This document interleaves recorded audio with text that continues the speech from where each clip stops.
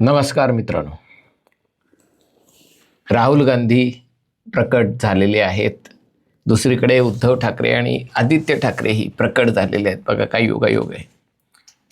दोघांचाही मुद्दा एकच आहे की मोदी राजीनामा द्या. म्हणजे हे सगळं स्पष्ट झालेलं आहे की धर्मेंद्र प्रधान, नीट वगैरे हे सगळं निमित्त आहे. प्रधान यांचा राजीनामा नाही तर प्रधानमंत्री यांचा राजीनामा हवा आहे. दोघांकडे वळणार आहे. पण सगळ्यात पहिली गोष्ट म्हणजे काल राहुल गांधी आणि मल्लिकार्जुन खरगे हे दोघेही लोकसभा आणि राज्यसभेचे विरोधी पक्षनेते आहेत. दोघांनीही पत्र लिहिलेलं आहे. ऑनरेबल प्राईम मिनिस्टर, नावही घ्यायची गरज वाटत नाही आहे. नरेंद्र मोदी वगैरे काही नाही. ऑनरेबल प्राईम मिनिस्टर, तुम्हाला माहिती आहे की श्रीराम मंदिर जन्मभूमी तीर्थक्षेत्र ट्रस्टमध्ये हजारो कोटी रुपयांची चोरी झालेली आहे. हजारो कोटी रुपये कुठून काढले कल्पना नाही, पण हजारो कोटी रुपयांची चोरी झालेली आहे. आणि लाखो लोकांनी, ज्यांनी आपण कष्टाची कमाई तिथे दानपेटीमध्ये अर्पण केली, त्यांच्या श्रद्धेला ठेच पोहोचली आहे. तुम्ही संसदेत सांगितलं होतं की सर्वोच्च न्यायालयाच्या आदेशानुसार आपण हा ट्रस्ट बनवत आहोत आणि त्याचे सर्वच्या सर्व सदस्य हे तुमच्या सरकारने नेमलेले आहेत. हे सगळ्यांना माहिती आहे की त्याच्यामध्ये राष्ट्रीय स्वयंसेवक संघ, विश्व हिंदू परिषद आणि त्यांच्या सहयोगी संस्थांचे प्रतिनिधी आहेत.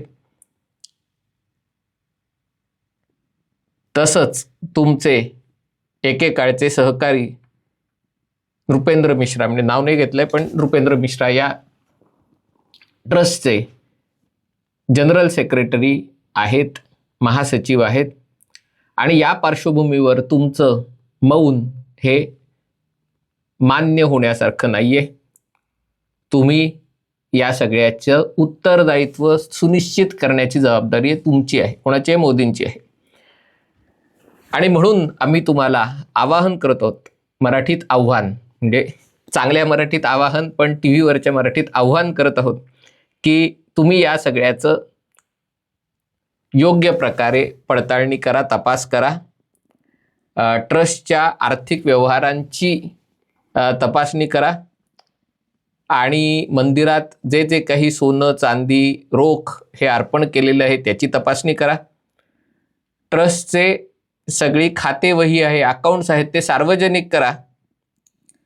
म्हणजे प्रत्येक भक्ताला कळू शकेल की त्यांनी अर्पण केलेल्या पैशांचा वापर कसा केलेला आहे. आणि जे जे कोणी यात दोषी आढळतील, जबाबदार आढळतील, त्यांना त्यांच्या पदाची, त्यांच्या ज्येष्ठतेची तमा न बाळगता त्यांना त्यांचं उत्तरदायित्व सुनिश्चित करा.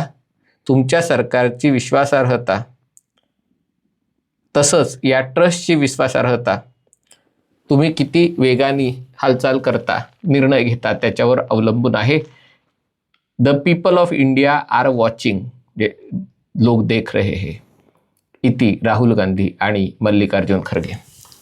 आता राहुल गांधी तरुण नेते आहेत, 60चे तरुण आहेत.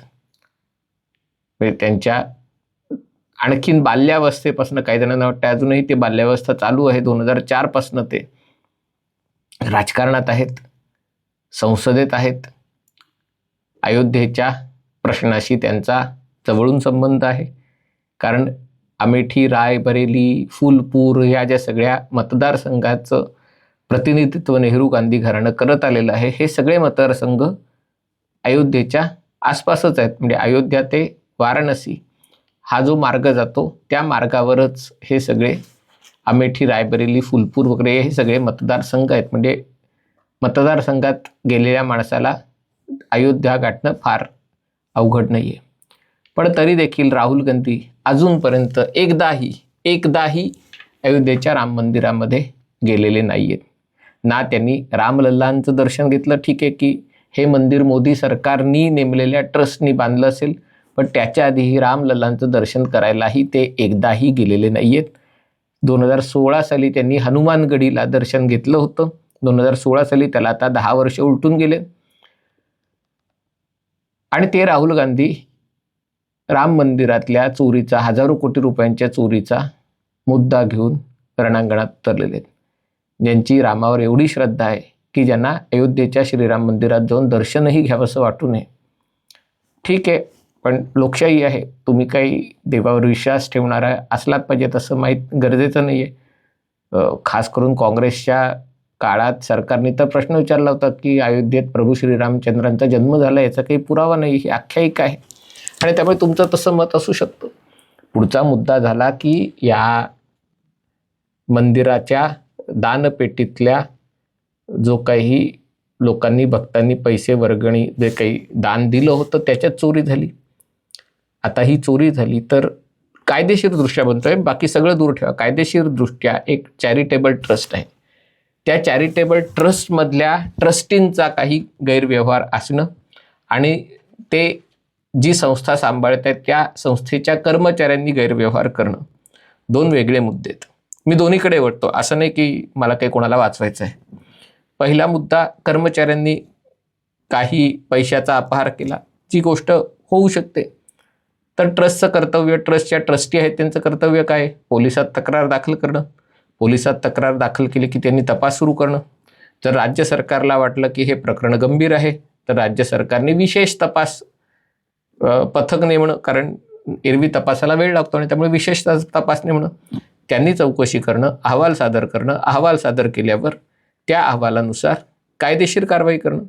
त्याआधी ट्रस्टचे जे संबंधित ट्रस्टी आहेत त्यांनी ज्यांच्यावर संशय आहे त्यांच्यावर कारवाई करणं. त्याच्यात जर कोणाला असं वाटत असेल की आपल्या नजरेखाली, आपल्या नजर चुकीमुळे हे झालं, त्यांनी राजीनामा देणं. या सगळ्या गोष्टी झालेल्या आहेत. याच्यामध्ये पंतप्रधानांचा कुठे काही संबंधच येत नाही. पंतप्रधानांनी ट्रस्ट नेमला कारण सर्वोच्च न्यायालयाने निकाल देताना अयोध्येत जिथे प्रभू श्रीरामचंद्रांचा जन्म झालाय ती भूमी प्रभू श्रीरामचंद्रांची आहे आणि तिथे त्यांचं मंदिर हवं आणि सरकारची जबाबदारी आहे की त्यांनी एक ट्रस्टची निर्मिती करावी. म्हणून सरकारने ट्रस्टची निर्मिती केली, मोदींनी निर्मिती केली नाही. मोदींचा त्याच्यामध्ये भूमिका आहे. पूजा मोदींनी केली, डॉक्टर मोहन भागवतांनी केली, योगी आदित्यनाथ यांनी प्राणप्रतिष्ठा आणि ह्या सगळ्या गोष्टी त्यांच्या उपस्थितीत झाल्या. पण तरी देखील कायद्याची भाषा ज्याला कळते त्याला ही गोष्ट समजायला हवी. दुसरा मुद्दा, या सगळ्या गोष्टी करून झालेल्या आहेत. तपास SITचा आहे, त्यांचा अहवाल, अंतरिम अहवाल समोर आलेला आहे. ज्या लोकांनी चोरी केली त्यांना अटक करण्यात आलेली आहे, त्यांच्याविरुद्ध कायदेशीर कारवाई सुरू आहे.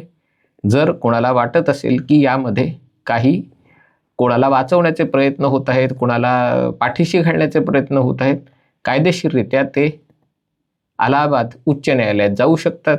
तिथे समाधान नाही झालं तर सर्वोच्च न्यायालयात जाऊ शकतात. सर्वोच्च न्यायालयाला वाटलं की हे जे चौकशी वगैरे चालू आहे SITद्वारे ती पुरेशी नाही आहे तर सर्वोच्च न्यायालय CBIला तपास करायला सांगू शकते. CBIचा तपास जर पुरेसा नाही वाटला तर सर्वोच्च न्यायालयाच्या देखरेखीखाली तपास करायला सांगू शकते. एवढ्या सगळ्या पायऱ्या असताना इथे पंतप्रधानांचा काही संबंधच नाही आहे. पण राहुल गांधी आणि मल्लिकार्जुन खरगे जे एकदाही श्रीराम मंदिरात गेलेले नाही आहेत, अयोध्येला किती वेळा गेलेत कल्पना नाही, त्यांनी थेट पंतप्रधानांना सांगणं की तुम्ही काय करा, कोणाला राजीनामा घ्या, कोणाला हकला आणि कशाच्या आधारावर हजारो कोटींचा घोटाळा झाला, किती पैसे, ह्या साध्या गोष्टी तांत्रिक गोष्टी आहेत, कायदेशीर गोष्टी आहेत. पण कायदेशीर गोष्टींचा विषय नाही आहे. जे आपल्याला सलग 2014, 2019, 2024 3 लोकसभेच्या निवडणुकांमध्ये आणि अनंत विधानसभेच्या निवडणुकीमध्ये जमलं नाही. तर स्वतःचं अपयश मान्य न करता मोदींनीच राजीनामा द्यावा, म्हणजे मला मोदींना हरवायची, भाजपाला हरवायची गरजच नाही, अशा प्रकारे जर राहुल गांधींचं वागणं आहे तर ते खरोखर दुर्दैवी. इकडे दिल्ली झाली आता गल्ली, गल्लीवरही बोलायला पाहिजे, कारण हल्ली दादर हे रणांगण झालंय, कारण बाकी कुठे सभा घेण्याची ताकद उरली नाही आहे. आणि त्यामुळे कधी दादर स्टेशनला सभा घ्या, कधी छत्रपती शिवाजी पार्कला सभा घ्या, हल्ली वरळीच्या जांभुरी मैदानात पण सभा घेण्याची सचिन अहिर गेल्यामुळे सोय नाही आहे. आणि त्यामुळे दादर एके दादर, दादर दोने दादर, तर दादरला छत्रपती शिवाजी पार्कमध्ये काहीतरी एक भव्य मोर्चा आयोजित केला होता, बघितलं. मोर्चाला संबोधित कोण करणार? उद्धव ठाकरे, आदित्य ठाकरे. सांगतात काय? म्हणजे उद्धव ठाकरे गंमत म्हणजे मोदींच्या शिक्षणावर प्रश्न उपस्थित करतात. ज्या उद्धव ठाकरेंना 2 मराठी पानं वाचता येत नाहीत, रामरक्षा म्हणण्याचा जो प्रयत्न आहे, रामरक्षा बघूनही वाचता येत नाही उद्धव ठाकरेंना, ही त्यांची शैक्षणिक परिस्थिती आहे. असं नाही की चष्म्याचा नंबर वाढलाय किंवा काय परिणाम झालाय ते. आदित्य ठाकरेंनाही रामरक्षा बघून म्हणतात, न बघता पाठ असणं वगैरे मी अपेक्षाच करत नाहीये, पण बघूनही त्यांना मराठी वाचता येत नाही. हे मराठीचे कैवारी, ज्यांना रामरक्षेसारखं स्तोत्र म्हणता येत नाही बघून, ते हिंदूंचे प्रतिनिधी. आणि मग हे शिकवणार लोकांना काय हिंदुत्व आहे ते, आमचं हिंदुत्व काय ते. मुद्दा तोच आहे, तिथेही मुद्दा तोच आहे. तिथे समजा परीक्षेत घोटाळा झाला, संबंधित लोकांवर कारवाई होते का नाही होते का, ठीक आहे. पेपर पहिल्यांदा फुटला का नाही, धर्मेंद्र प्रधानांचा राजीनामा, ठीक आहे, नैतिकतेच्या आधारावर राजीनामा द्यावा नाही द्यावा, पंतप्रधानांनी तो घ्यावा नाही घ्यावा, याच्याबद्दल मतभेद असू शकतात. लालबहादूर शास्त्रींनी देशात रेल्वे अपघात झाल्यावर राजीनामा दिला होता, ती त्यांची राजीनामा देण्याची गरज नव्हती, तो नैतिकतेवर आधारित दिला होता. तसा नैतिकतेवर आधारित द्यायची गरज धर्मेंद्र प्रधानांना वाटली तर ते देऊ शकतात, मोदींना वाटली गरज आहे घेऊ शकतात. पण इथे मुद्दा धर्मेंद्र प्रधानांच्या राजीनाम्याचा नाहीच आहे, कारण आज हे भाषणातच सांगितलं. भाषणामध्ये त्यांनी सांगितलं की मी आत्ताच एक पोस्टर बघितलं, धर्मेंद्र प्रधान राजीनामा द्या, त्यात लिहिलं होतं राजीनामा ही क्षुल्लक गोष्ट आहे. केंद्रातील मोदी सरकार आपल्याला रोजीरोटी देऊ शकत नाही, रोजगार, शिक्षण देत नाही, उत्तर देत नाही. त्यामुळे हा सरकार बदलण्याचा लढा सुरू व्हायला पाहिजे. म्हणजे हे सगळं नीट किंवा धर्मेंद्र प्रधानांशी संबंधित नाहीच आहे, हे सगळं मोदींनी राजीनामा द्यावा. आणि मोदींनी राजीनामा दिला नाही तर मोदी सरकार खाली खेचण्यासाठी आंदोलन करावं. आंदोलन करायचं तर लोकशाहीमध्ये आंदोलन करण्याचा अधिकार आहे, पण जर हिंमत असेल, बघा पुढे तसे धर्मेंद्र प्रधान नको आहे, पण आपल्याला सरकार बदलायचं आहे. मी नेतृत्व करायला आलेलं नाही तर नेते व्हा हे सांगायला आलोय. ही आग सरकार बदलेपर्यंत टिकली पाहिजे, सरकार टिकता कामा नये. या आगीत सरकार भस्म झालं पाहिजे. हा लढा फक्त वांगचूक यांचा नाही, तर सरकार विरुद्ध व्यापक लढा उभा राहिला. म्हणजे जर सरकार विरुद्ध लढा उभारायचा तर तुम्ही उभा राहा. तुमच्या दंडामध्ये प्रचंड ताकद आहे, लोकांनी बघितलेले दंड आणि ताकदही. मग त्याच्यासाठी सरकार विरुद्ध लढा उभा राहिला. तुम्ही राजकीय पक्ष आहात, तुमच्या हातात मशाल आहे, चिन्ह आहे, पक्ष आहे. तुम्हाला अडवलंय कोणी? तुम्ही त्या सोनम वांगचूकचा शिखंडीसारखा वापर कशाला करताय? जर मोदींना आव्हान द्यायचं असेल, सरकार विरुद्ध आंदोलन करायचं असेल, स्वतः दिल्लीत आंदोलन करा, उपोषण करा. उपोषण करायचं नसेल तर काय म्हणतात, विराट मोर्चा वगैरे काढा. तो विराट मोर्चा दादर आणि शिवाजी पार्क ह्याच्या पलीकडे जात नाही यांचा. आणि त्यामुळे एक गोष्ट स्पष्ट आहे की जी गोष्ट स्वतः करता येत नाही, करू शकत नाही, त्याच्यासाठी सोनम वांगचूक, अभिजित दिक्के यांना पुढे करायचं आणि विषय धर्मेंद्र प्रधानांपासून सुरू करायचा, पण मोदींचा राजीनाम्याच्याशिवाय दुसरा विषय काढायचा नाही. अशा प्रकारची त्यांची रणनीती आहे. ती रणनीती फार काही वेळ लपून राहू शकत नाही. लोकांनी याचा अनुभव घेतलेला आहे. लोकांनी निवडणुकांनंतर निवडणुकांमध्ये यांना घरचा रस्ता दाखवलेला आहे. आणि तरी देखील हे जर सुधारायला नसतील आणि वर आपणच रामाची रक्षा करायला जन्मले आहोत अशा समजत असतील तर यांची थट्टा बघण्यासाठी लोक पण किती गर्दी करतील याची काही खात्री नाही. पण शेवटी राजकारण हे गजकर्ण आहे का नाही माहिती नाही, पण यांचं राजकारण अशाच प्रकारे सुरू राहील.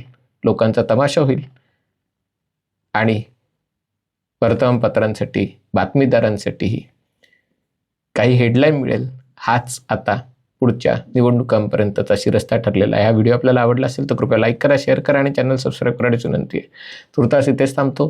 पाहत रहा MH48.